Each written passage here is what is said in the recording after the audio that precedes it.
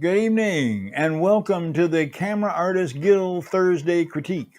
I am your host, George DeLoache. I'm a portrait artist and photographer's coach coming to you from Los Angeles, California. Now I'm going to swing around here and get into the image critique as we go. We've got the first image, and the first image is by Anthony Robertson. Robertson. Boy, I should know your name by now, Anthony. Thank you. Sorry, brother. I didn't mean to mess you up like that. I got my mic cable all cornered up here and I can't get around it. There we go. Okay. This is an excellent image. I really like it. Let me click off my palettes. There. Whoops. Here we go. Click off my palettes there for a little bit and give you a good look. You have a really distinctive style. I've watched it evolve, and I really like what you're doing.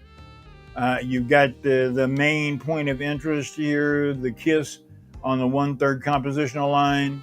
I might adjust that hand a little bit so it's not so flat turned to the camera, because we don't want the back of the hand turned directly at the camera if you can keep from it. But that's a minor point. Now, this is obviously a combination of artificial light and available light, and you've done a very good job of that. You're using a softbox of some sort off camera right, and it's illuminating the people. The one thing that I would try to do, if you can get away with it, is bring in a second light source. And this second light source is going to have to be very, very light. You are not going to put a lot of energy behind it at all, because you only want to raise these shadow values right here in the center. You don't want to obliterate them. You don't want to make the faces the same as here. You want to keep a very nice ratio between shadows and highlights, but you just want to open this area up here just a little bit. So this is where a snoot comes in. If you can run a snoot on a small light source, bring that just off camera over here, camera left, point that snoot right in this general area, drop it down to where it's only maybe 1/3 of a stop above whatever you're getting right here, if that much, even less than that if you can lower it. Most strobes run on 1/10 of stops, so you could even drop it down to 2/10 of a stop rather than 3/10. But somewhere in there, just a little bit, just to open up this area right in here so you can see the kiss. And that would just take it right on up to the next level. But it is outstanding and very saleable. Your style is quite noticeable, and I will put Camera Artist Guild photographers up against other photographers any day in the world. We have an organization of excellent photographers, and you're always growing. And I'm so thrilled to be part of that growth. Okay, let's go. Next image, Al Cabrera. Very good, Al. Al, you always do some great stuff. Your composition is strong, and your light source is very good. I know it was mentioned that you may want to add a kicker light to the left hand side so that there would be a little more separation between the backside of the black dress and the backside of the subject, and kind of tone down the pink tree a little bit. It would not tone it down, but it would balance out the light a little bit.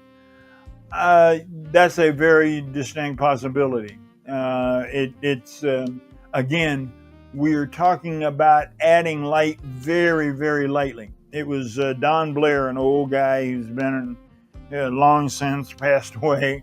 He was old when I came into photography, but he used to refer to accent lights, kickers and hair lights and other accent lights other than the key light, as being like spices, like garlic. And that if you add too much garlic to the spaghetti sauce, it's overpowering. If you add just enough to the spaghetti sauce, it can set it all the way off. So you want to use all of your accent lights very, very sparingly. And again, this one would work well with a snoot or a very. You could probably get away with a really tight grid on a 7-inch reflector, just a little bit off of camera out there, camera left, and that would just give you a rim alongside of the dress, just a little bit alongside there, right up her back area and the back of her head. But excellent work, Al. You know, congratulations, man.